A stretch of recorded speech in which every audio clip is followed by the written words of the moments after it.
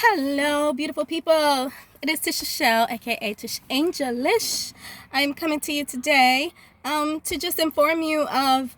I got a phone call from Brazil. Okay, let me tell you what went down in Brazil, guys. For those of you who are not aware of it. All right, so the governor of Sao Paulo, Brazil, he ordered a lockdown, a COVID lockdown for this weekend and then next weekend. And in the midst of him ordering this lockdown, he left. And of all places, he went on a vacation to celebrate the holidays in Miami, Florida. Yes, that's right. He did. His name is Doria. I'm going to attach this article from Newsweek about the situation. But he said, basically I'm paraphrasing, this was, something that was pre-planned, nothing to it. He wound up apologizing about the situation because, he got caught, is what a trusted source told me. Also, many of the politicians, even him, what I've been told, they are spotted plenty of times without the mask of this deadly virus. They're spotted, round and about out in the community without their mask on, their protective PPE, whatever equipment.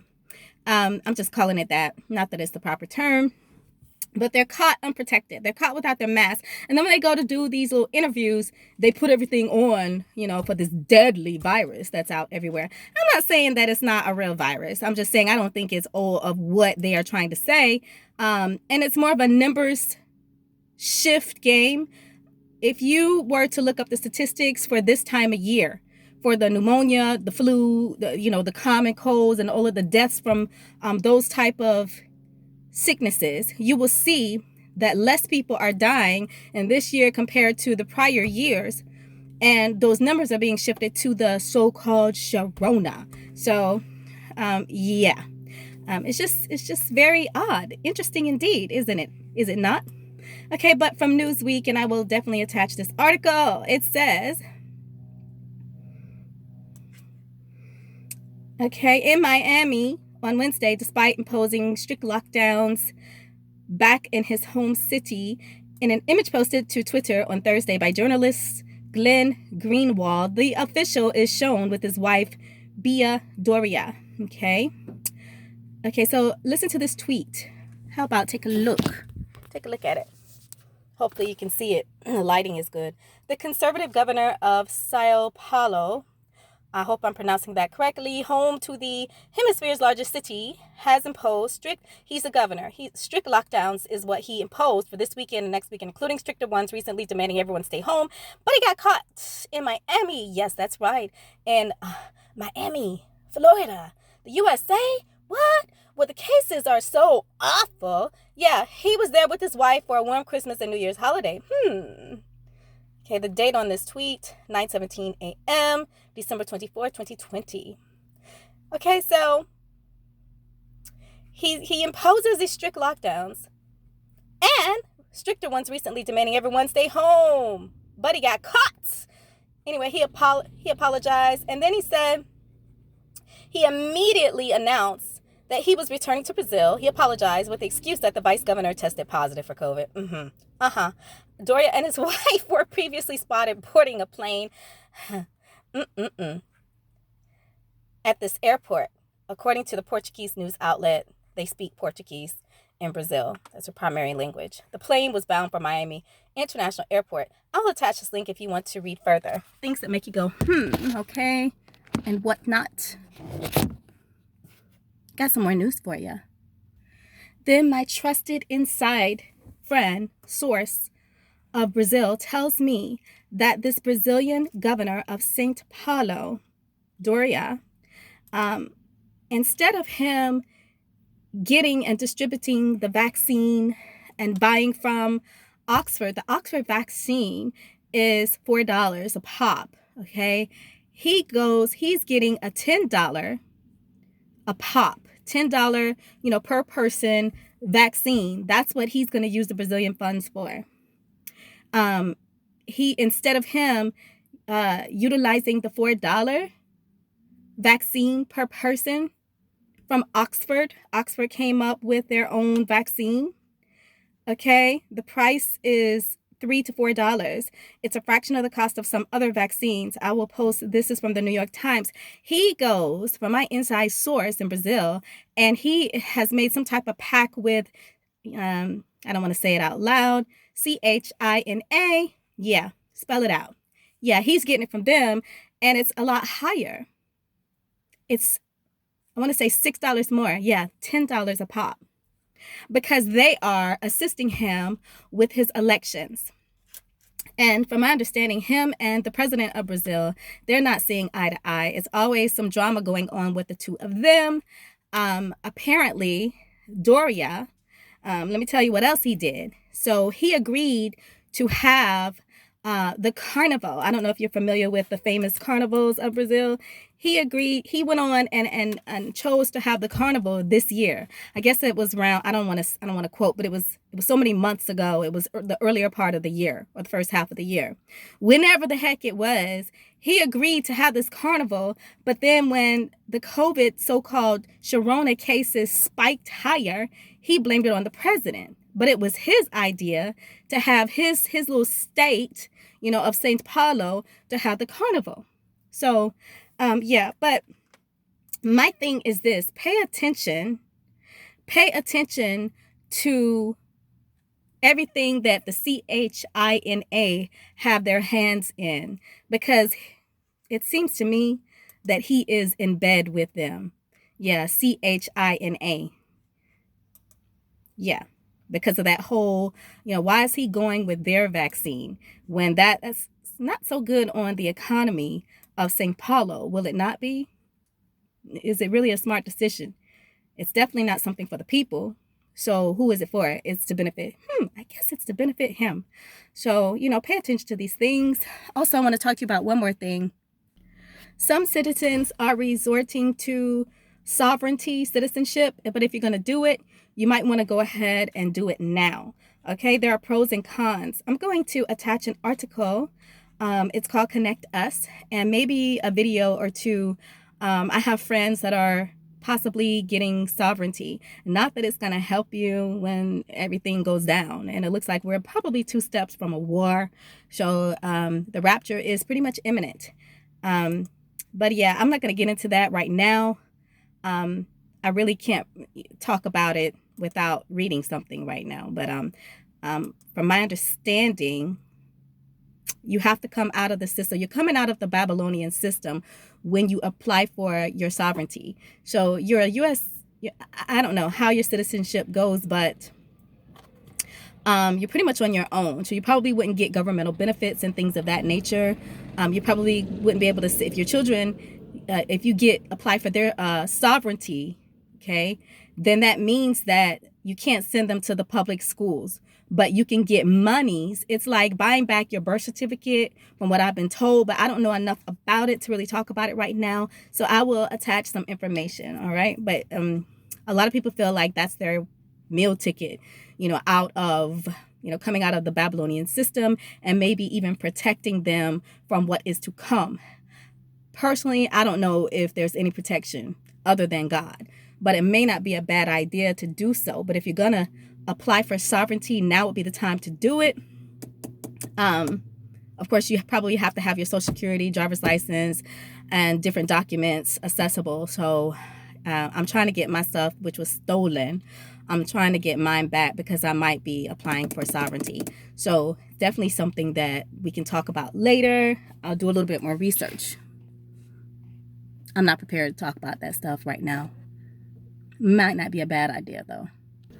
Okay, so the Christmas Day bombing. All right, this was in Nashville. Didn't really get into it in the last video. I will definitely attach this article. It says Christmas Day bombing damages much of Nashville's 2nd Avenue.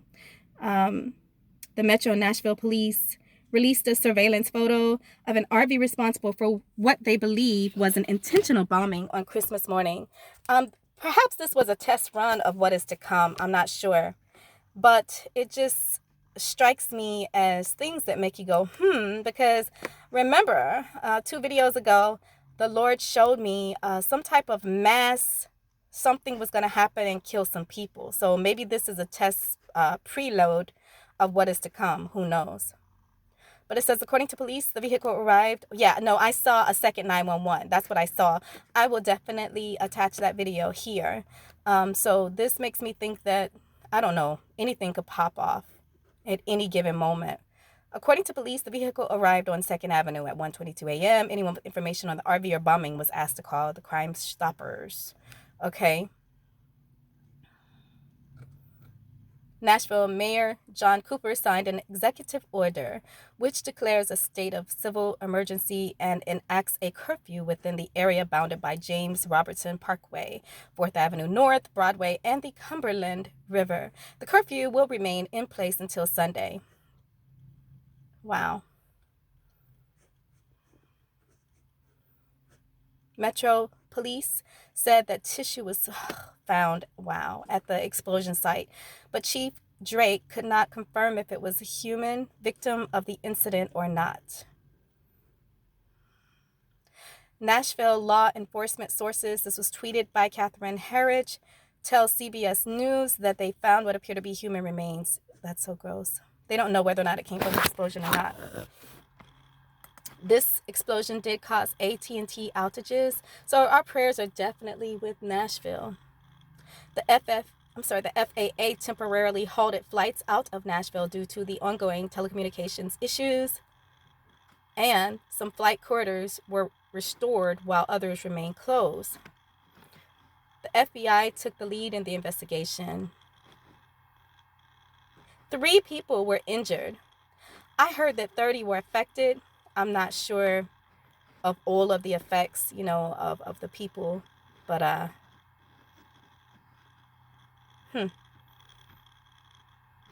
officers went door to door to evacuate.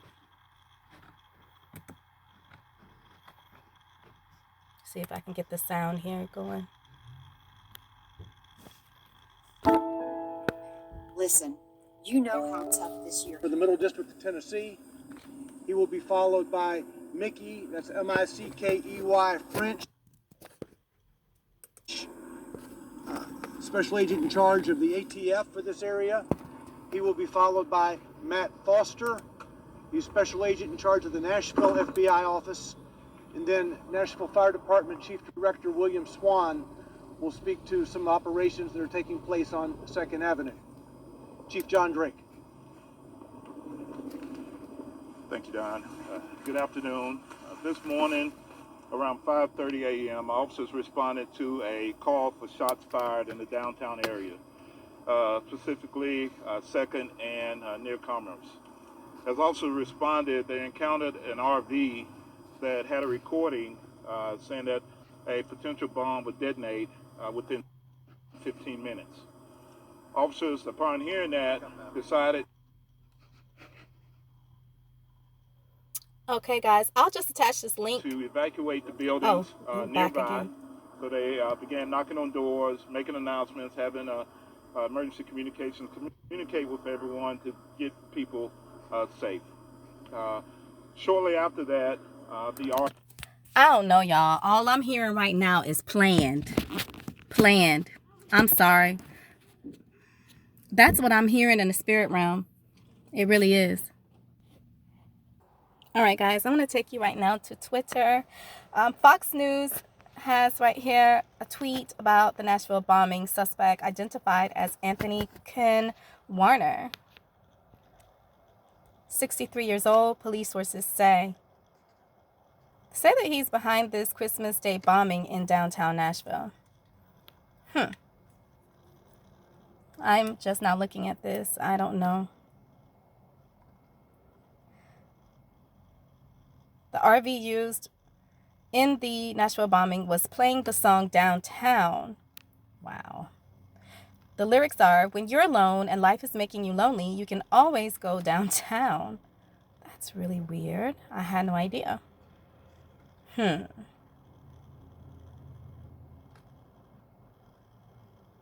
Look at this.